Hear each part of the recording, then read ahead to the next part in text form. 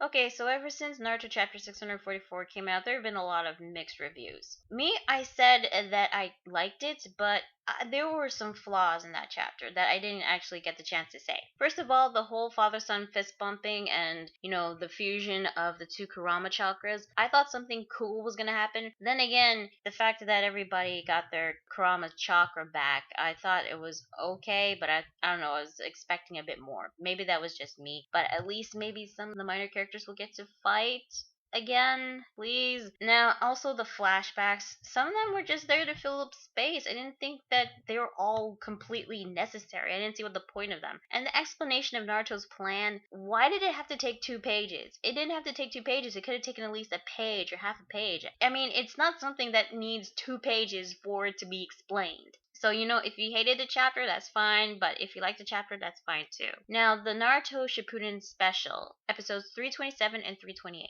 I was a bit disappointed in this special because I didn't see what the point is of having these 2 episodes. Pretty much everything that happened in those 2 episodes could have been compressed into one episode. Because the only things that progressed in those 2 episodes was that Naruto got out of Son Goku and he managed to free him from Tobi's chakra rod and chakra chains. That was pretty much it. Granted, the best things I could say about those 2 episodes was probably the animation and the soundtrack.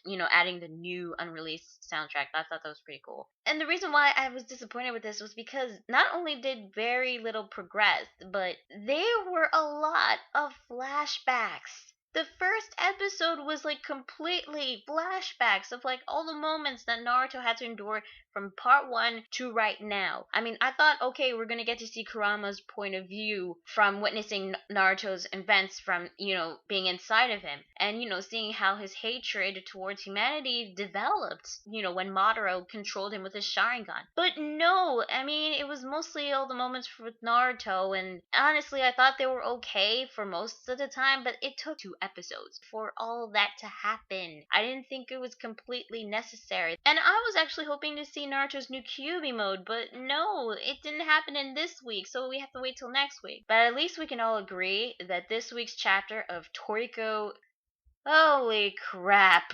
Just when you think they couldn't top anything or make things any more insane, Shimabukuro does it again.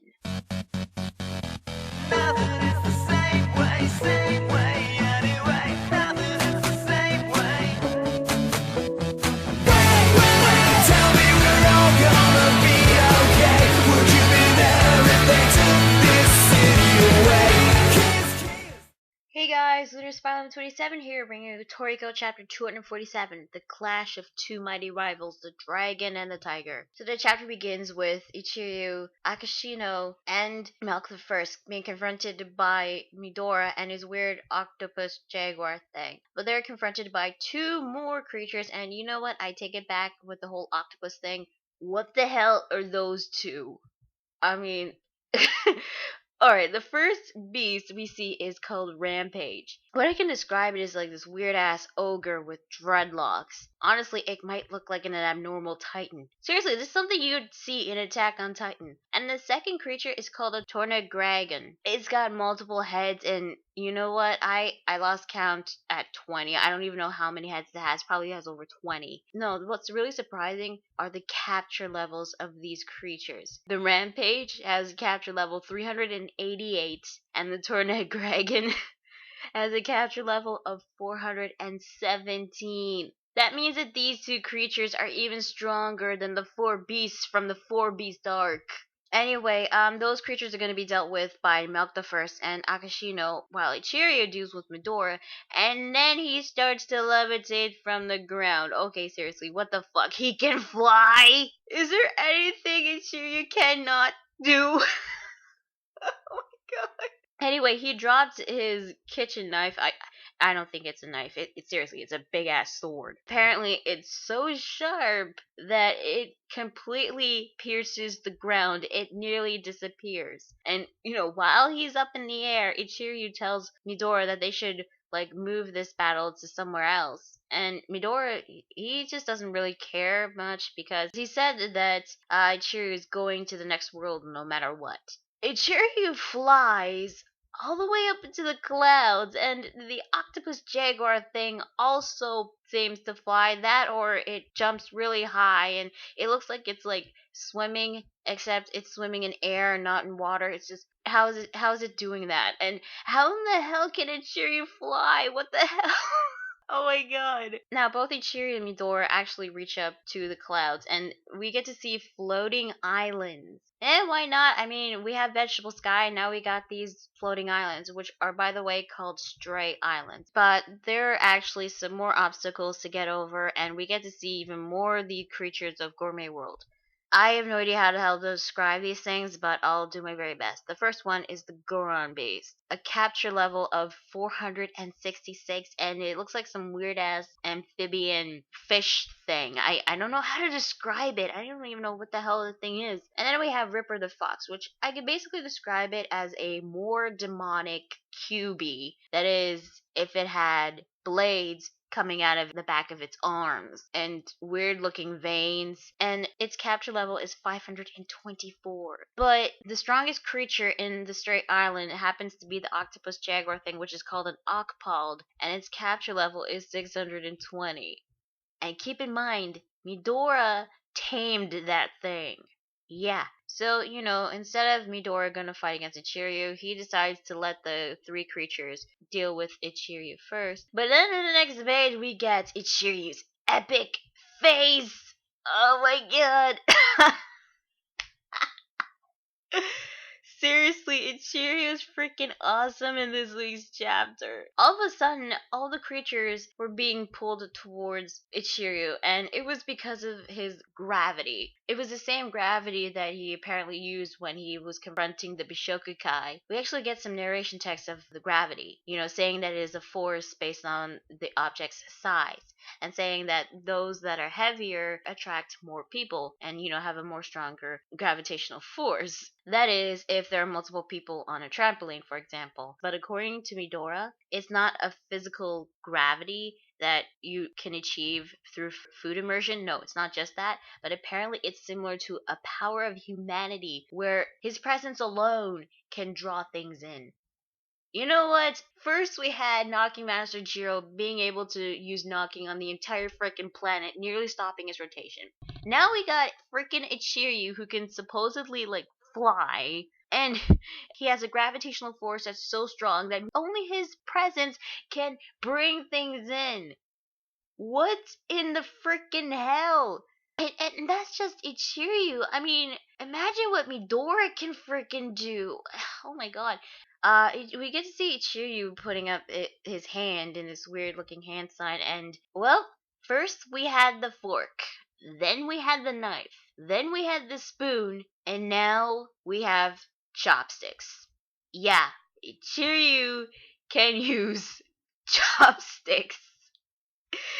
Chopsticks!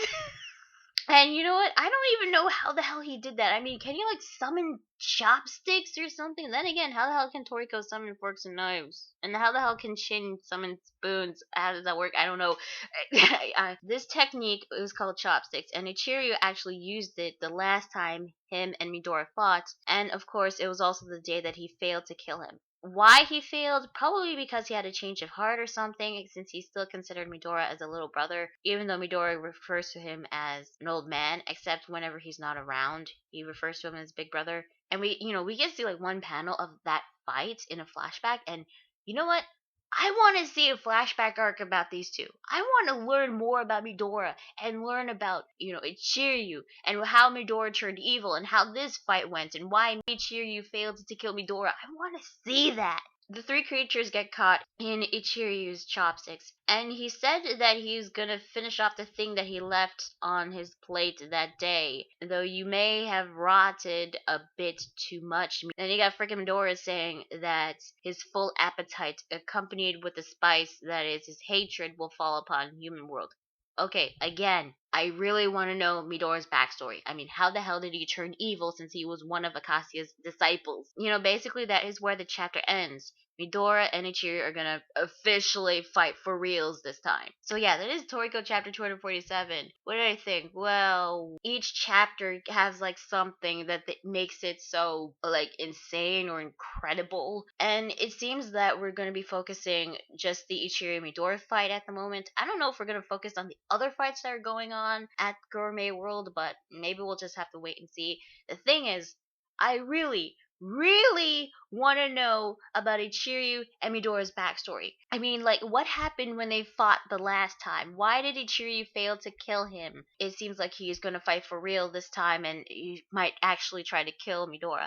And I want to know is, like, why did Midora turn evil? I mean, what made him change and, create the Bishokukai? And there's like so many things that I really want to know, and I really want to know their backstories. And the one important thing that I really want to know from seeing this week's chapter of Toriko, how in the hell did Ichiryu lose? Did he really lose? Because he was freaking badass in this chapter. Maybe he was able to fly because of the whole gravitational force thing, but he can fly. He can use gravity. He has freaking chopsticks. How did this guy lose to Midora? Then again, we didn't get to see what Midora can really do, and we might get to see that next week's chapter, and it must be something even more epic in order for Ichiryu to lose. Oh my god, I really, really want to see these two fight. I am really looking forward to it, but I don't know like how long this fight is going to last. I mean, the Starjun and Toriko fight, from when they picked it back up, it lasted like 8 chapters. This flashback arc of what happened in Gourmet World, I don't know like how long it's gonna last, because we don't know if we're gonna see the other fights in Gourmet World, but we'll just have to wait and see. Maybe this might last like maybe almost as long as the Toriko Starjun fight. Maybe it might last like 10 chapters, maybe less, maybe more, I don't know, but I just hope that each chapter doesn't make it feel like this arc is gonna drag on for so damn long, because there are a lot of things that we gotta see. A lot. So yeah, that is Toriko chapter 247, and overall I did enjoy this chapter and I am really looking forward to more of it. I'm Lunar Spiral from 27, and I will see you guys later. Bye.